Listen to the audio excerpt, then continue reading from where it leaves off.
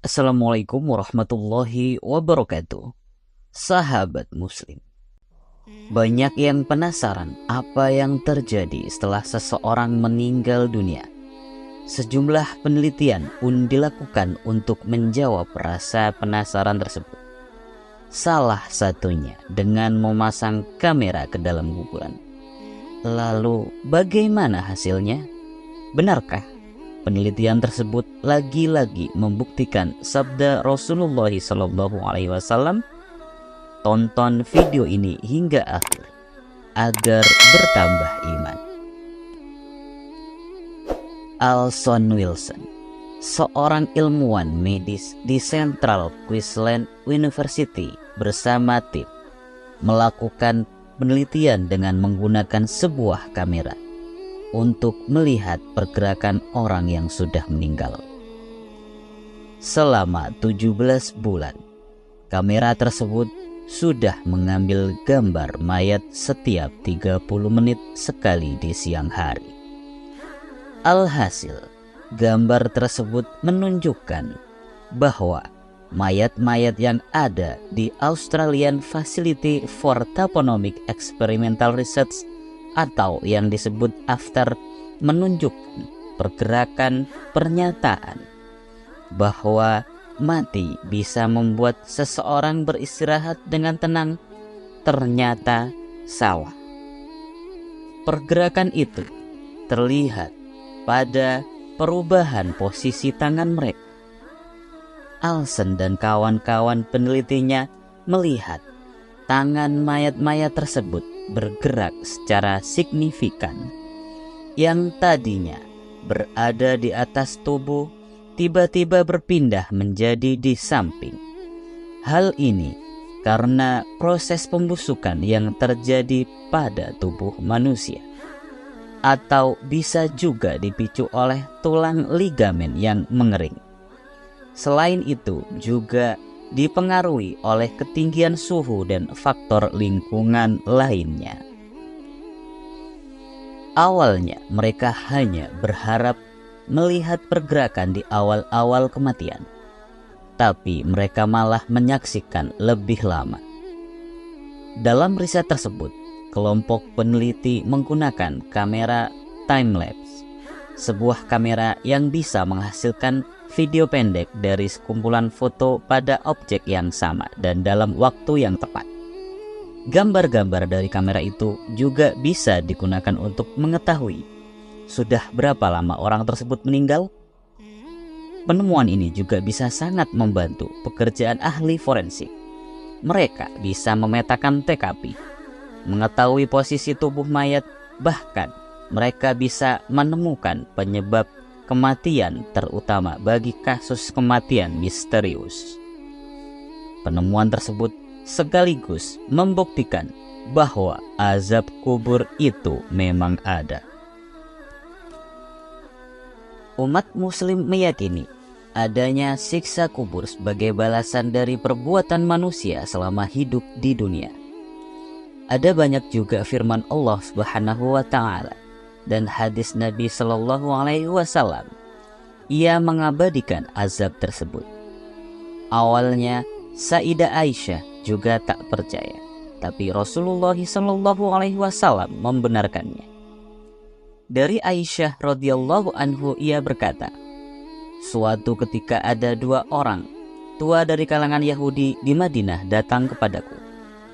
Mereka berdua berkata kepadaku bahwa orang yang sudah mati diazab di dalam kubur mereka.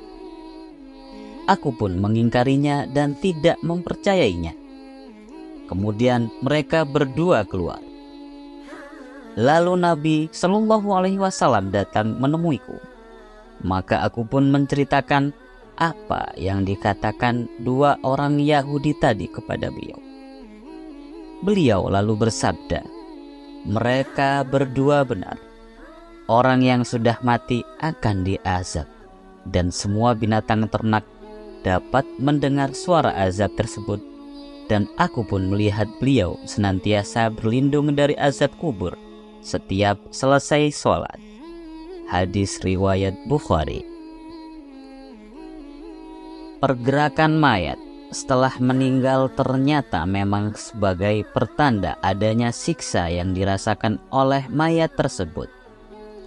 Hal ini berdasarkan kesaksian seorang mantan tukang gali kubur. Kisahnya diabadikan dalam kitab Uyun Al-Hikayat karya Imam Ibnu Ali Al-Jauzi.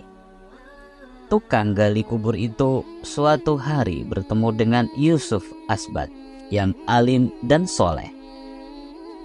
Pemuda tersebut pun menceritakan pengalamannya selama menjadi tukang gali kubur. Tukang gali tersebut melihat posisi-posisi mayat itu berubah, tidak lagi sama. Ketika pertama kali dikuburkan, bahkan beberapa dari mayat tersebut tidak lagi menghadap kiblat. Ia juga meyakini kalau tidak seorang pun yang memindahkan mayat-mayat tersebut, atau dengan kata lain, mayat-mayat itu bergerak sendiri. Setelah mendengar cerita tersebut, Yusuf Asbat kaget dan tiba-tiba pingsan saking kagetnya. Saat sadar, sebuah kalimat terus keluar dari mulutnya. Hanya sedikit saja mayat yang masih tetap menghadap kiblat. Setelah kejadian tersebut, Yusuf pun semakin giat melakukan ibadah karena percaya siksa kuburlah yang membuat mayatnya tersebut bergerak, dan itu nyata adanya. Siksa kubur itu akan dialami oleh roh dan jasad. Hanya saja tidak diperlihatkan secara kasat mata kepada orang yang masih hidup. Ini berhubungan dengan iman dan hal-hal gaib. Apabila seorang sudah berhasil melewati alam kubur, maka perjalanan setelahnya akan terasa jauh lebih mudah.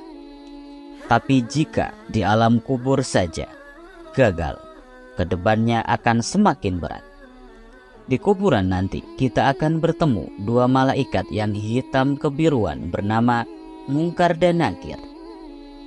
Mereka datang dengan berbagai pertanyaan yang harus dijawab. Jika salah jawab, kedua malaikat tersebut tidak akan segan-segan memukul. Tapi segarang-garangnya Munkar dan Nakir, mereka ternyata juga takut kepada Umar bin Khattab. Keduanya bahkan pernah ditanya balik oleh Umar. Mereka tentu saja merasa aneh, karena Umarlah manusia pertama yang berani bertanya balik. Keduanya pun langsung meninggalkan Khulafa Rasyidin ketiga itu. Umar bin Khattab merasa aneh dengan pertanyaan-pertanyaan yang diberikan kepadanya seputar Allah dan Nabi-Nya. Soalnya beliau telah mengajarkannya selama 80 tahun kepada orang lain. Rasanya aneh ditanya sesuatu yang sudah jelas jawabannya. Azab kubur akan diberikan kepada orang-orang kafir dan pelaku maksiat di kalangan umat muslim. Setiap hari di pagi dan petang, Allah Subhanahu wa Ta'ala akan memperlihatkan kepada mereka seperti apa bentuk neraka itu. Salah satu bentuk azab kubur lainnya adalah tubuh akan dicabik-cabik oleh binatang melata dan dikirimkannya kepadanya kalajengking dan ular, dan jika salah satu darinya menyembur ke dunia, maka ia tidak akan menumbuhkan sesuatu pun. Lalu ular dan kalajengking itu memakannya, dan bumi diperintahkan untuk menghimpit hamba tersebut hingga tulang-tulang rusuknya saling memasuki. Hadis riwayat At-Tabrani.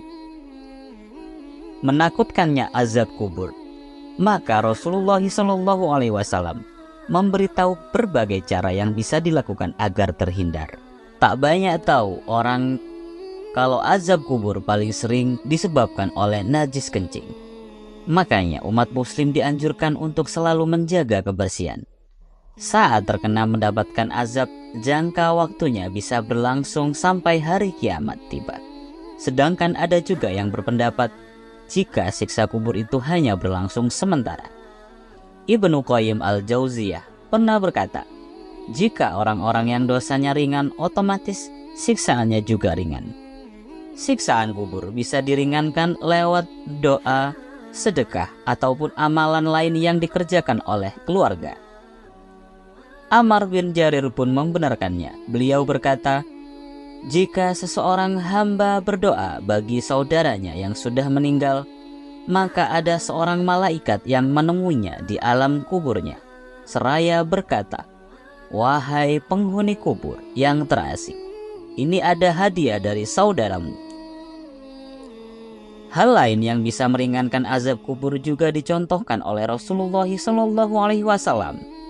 Saat itu beliau sedang melewati dua kuburan dan keduanya sedang disiksa. Saat itu Nabi SAW bersabda, sesungguhnya mereka berdua benar-benar disiksa dan keduanya tidak disiksa karena dosa besar. Salah seorang di antara keduanya adalah orang yang tidak bertakbir ketika buang air kecil, dan yang lainnya suka menyebarkan kata-kata untuk mengadu domba. Hadis riwayat Bukhari dan Muslim.